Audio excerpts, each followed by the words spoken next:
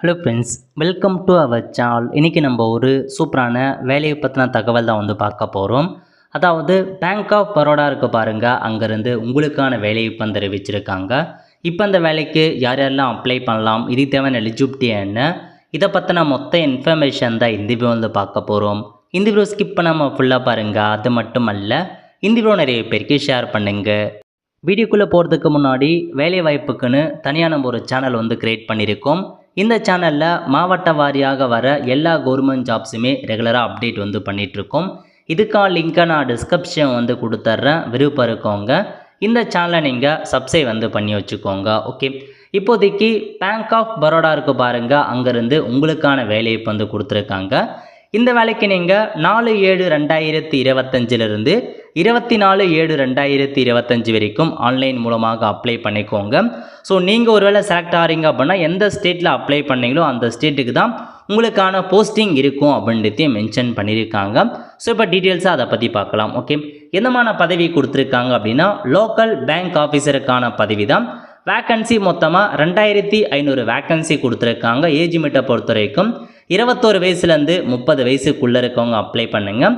Education qualification, இந்த வேலைக்கான கல்வி தகுதி எனி டிகிரி முடித்தவங்க தாராளமாக அப்ளை பண்ணலாம். இதை தவிர்த்து உங்களுக்கு 1 இயருக்கான எக்ஸ்பீரியன்ஸ் கேட்டிருக்காங்க. மினிமம் 1 இயருக்கான எக்ஸ்பீரியன்ஸ் எதில் அப்படின்னா ஷெட்யூல்டு கமர்ஷியல் பேங்க்கில் அல்லது எனி ரீஜனல் ரூரல் பேங்க்கில் ஒர்க் பண்ணியிருக்கணும் அப்படின்னு சொல்லியிருக்காங்க.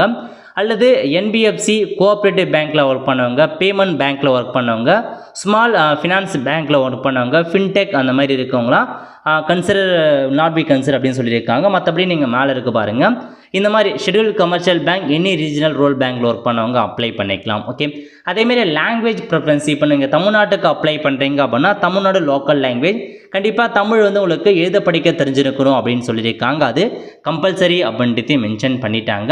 இது முழுக்க ஒரு கான்ட்ராக்ட் ஜாபாக தான் கொடுத்துருக்காங்க. ஸோ ரோல் மற்றும் ரெஸ்பான்சிபிலிட்டி பற்றி கொடுத்துருக்காங்க, அதையும் நீங்கள் செக் பண்ணிக்கலாம். நெக்ஸ்ட்டு வேக்கன்சி பற்றி அறிவிச்சிருக்காங்க பாருங்கள். ஒவ்வொரு ஸ்டேட் வைஸாக வேக்கன்சி கொடுத்துருக்காங்க. நம்ம தமிழ்நாட்டுக்கு மொத்தமாக 60 வேக்கன்சி கொடுத்துருக்காங்க. லாங்குவேஜ் பார்த்தா தமிழ் தெரிஞ்சிருக்கணும். எஸ்சிக்கு 9, எஸ்டிக்கு 4 வேக்கன்சி, ஓபிசிக்கு 16, எக்கனாமிக்கல் வீக்கே செக்ஷன் 6, ஜென்ரலுக்கு 25, டோட்டலாக 60 வேக்கன்சி கொடுத்துருக்காங்க. ஸோ இந்தியா முழுக்க மொத்தமாக 2500 வேக்கன்சி உங்களுக்கு அறிவிச்சிருக்காங்க. நெக்ஸ்ட்டு ஏஜ் ரிலாக்ஸேஷன்ஸ் கொடுத்துருக்காங்க பாருங்கள். எஸ்சிஎஸ்டி அதிகபட்சமாக 5 இயர்ஸ் வரையும் எக்ஸ்ட்ராவாக அப்ளை பண்ணலாம். அது மட்டும் இல்லாமல் ஓபிசி என்சில் பார்த்தா 3 இயர்ஸ் வரையும் எக்ஸ்ட்ராவாக அப்ளை பண்ணலாம் அப்படின்ற மாதிரி உங்களுக்கு கொடுத்துருக்காங்க. ஸோ இதெல்லாம் அறிவிச்சிருக்காங்க, நீங்கள் செக் பண்ணி பார்த்துட்டு அப்ளை பண்ணிக்கோங்க. இந்த வேலைக்கு அப்ளை பண்ணுறதுக்கான ஃபீஸை பொறுத்த வரைக்கும் general category economical weaker section OBC 850 ரூபா பே பண்ணுற மாதிரி இருக்கும். இதுவே நீங்கள் எஸ்சி எஸ்டி பிடபிள்யூ கேட்டகரி பெண்களாக இருக்கீங்க அப்படின்னா 175 ரூபா மட்டும் பே பண்ணால் போதுமானது. லொக்கேஷன் போஸ்டிங்கை பொறுத்த வரைக்கும் உங்களுக்கு அந்தந்த ஸ்டேட்டில் தான் வேலைப்பு இருக்கும் அப்படின்றத மென்ஷன் பண்ணியிருக்காங்க. The selected candidate will be posted within the state for which they apply for the first 12 years of the service அப்படின்னு சொல்லியிருக்காங்க. உங்களுக்கு ப்ரொமோஷன்ஸும் இருக்கும் அப்படின்ட்டு சொல்லியிருக்காங்க, அதையும் நீங்கள் நோட் பண்ணிக்கோங்க. ப்ரொமோஷன் மூலமாக நீங்கள் அதுக்கப்புறம் போவீங்க.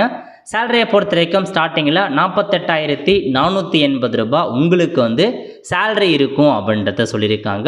அது மட்டும் இல்லாமல் சிவில் ஸ்கோர் பார்த்தா 680க்கு மேலே இருந்தால் மட்டும்தான் அப்ளை பண்ண முடியும். ஸோ மேக்ஸிமம் பார்த்தா 12 மந்த் ஒர்க் பண்ணுவீங்க. வில் பி ப்ரொமோஷனாக பார்த்தா 12 மந்த் இருப்பீங்க. அதுக்கப்புறம் உங்களுக்கு மேலே ப்ரொமோஷன்ஸ் கொடுக்கப்படும் அப்படின்னு சொல்லியிருக்காங்க. ஸோ அதுக்கான சர்வீஸ் பாண்ட்லாம் நீங்கள் பே பண்ணணும், அதையும் மென்ஷன் பண்ணியிருக்காங்க. ஸோ செக் பண்ணி பார்த்துக்கலாம். ஓகே, அதுக்கப்புறம் பார்த்தா இந்த வேலைக்கு இந்தியாவில் இருக்க எல்லாருமே தாராளமாக அப்ளை பண்ணிக்கோங்க. எப்படி செலெக்ஷன்ஸ் பண்ணுறாங்க அப்படின்னா முதல்ல ஆன்லைன் டெஸ்ட் வைக்கிறாங்க, அதுக்கப்புறம் சைக்கோமெட்ரிக் டெஸ்ட் வைக்கிறாங்க. இதை தவிர்த்து குரூப் டிஸ்கஷன்ஸ் இருக்க போது, இன்டர்வியூ இருக்க போது, இதெல்லாம் பேஸ் பண்ணி தாங்க செலெக்ஷன்ஸ் பண்ணுறாங்க. முதல்ல ஆன்லைன் டெஸ்ட் வைக்கிறாங்க.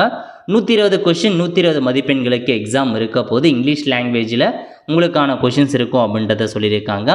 அதுக்கப்புறம் வந்தீங்க அப்படின்னா நெகட்டிவ் மார்க் இருக்குது அப்படின்றதையும் சொல்லியிருக்காங்க. இதை முடிச்சதுக்கப்புறம் சைக்கோமெட்ரிக்கான டெஸ்ட் வைக்கிறாங்க.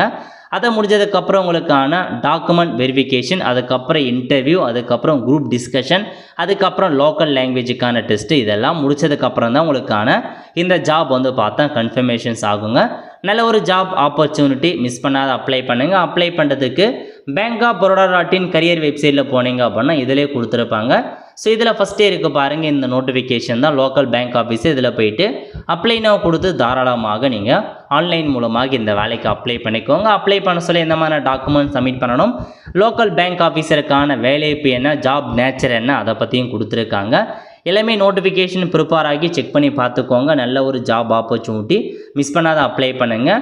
எக்ஸாம் சென்டர் கொடுத்துருக்காங்க பாருங்கள். தமிழகத்தை பொறுத்த வரைக்கும் சென்னை, கோயம்புத்தூர், மதுரை, நாகர்கோவில், சேலம், தஞ்சாவூர், திருச்சிராப்பள்ளி, திருநெல்வேலி, வெள்ளூர், கடலூர், விருதுநகர் போன்ற இடங்களில் எக்ஸாம் சென்டர் ஒதுக்கியிருக்காங்க.